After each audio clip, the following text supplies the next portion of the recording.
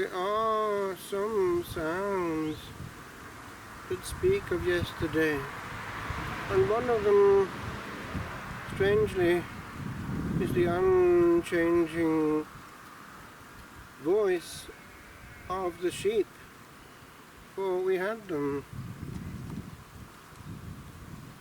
It was interesting to spend holidays on the farm and to hear always these our little brethren.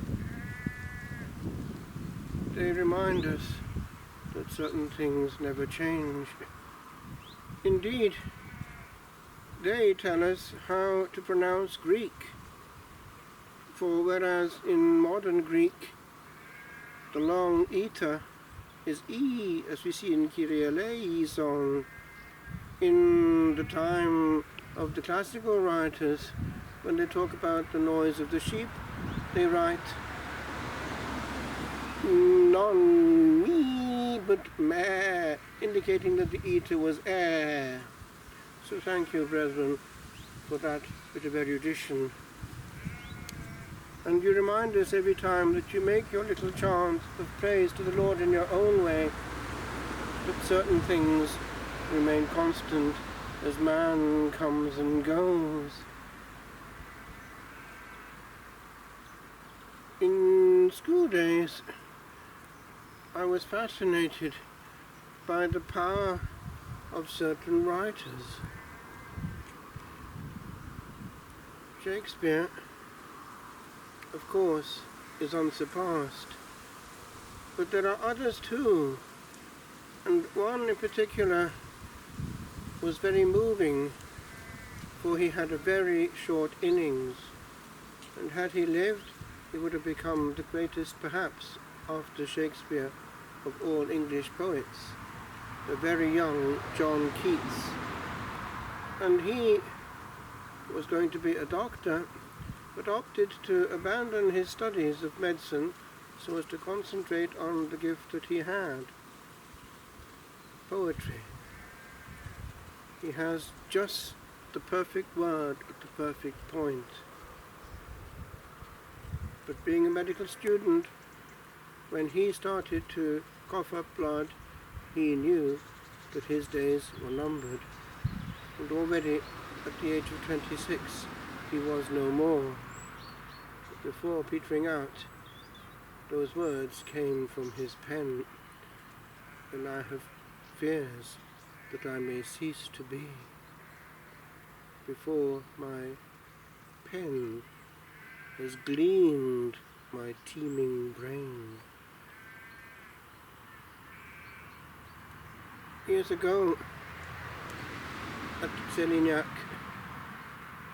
it was being made clear that the poetry was not to be.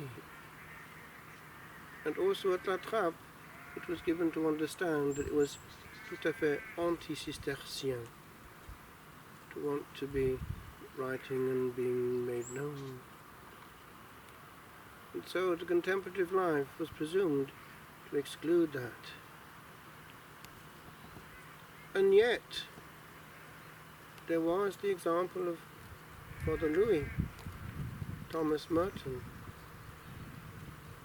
And as a novice, I remember having to be translator in a session which was happening at La Trappe by someone for the Chrysostom who had known him, and a final lecture was given on Thomas Merton, and it was interesting to get the inside story. What happened in his case was he got a sign from the Lord, from the scripture. He wanted a word, and decided the word that came out would be the word.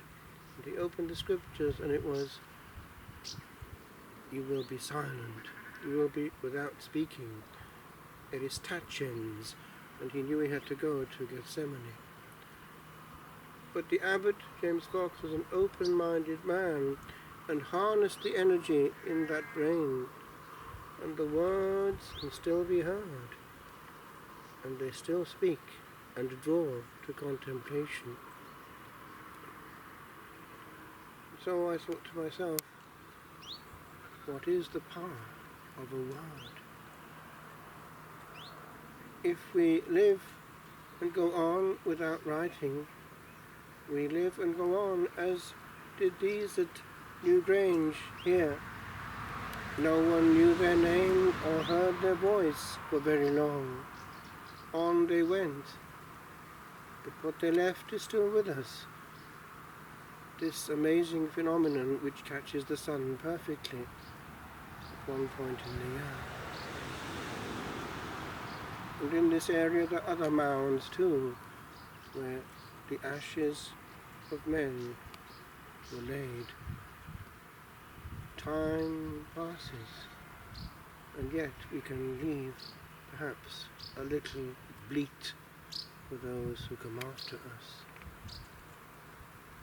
Calamus scribe, the quill of a scribe. O mouth that never spoke and taught the world, unvibrant voice where trembles evermore the laden line, wherein lies but a word from mind to mind e'er sent. O cry of yore that dwindled not as quickly as the night, where twinkled soft a spark. How oft a mark did carry ancient seconds into sight, and palp again the corners of the dark. Calm traced blue, lost hue of yesterday, on calmer white, left here, let here to be, the charged current where again draws nigh the moment felt through this capillary. O ear that listened ne'er, yet caught it all. Lie, sleep upon this sheet, and aeons call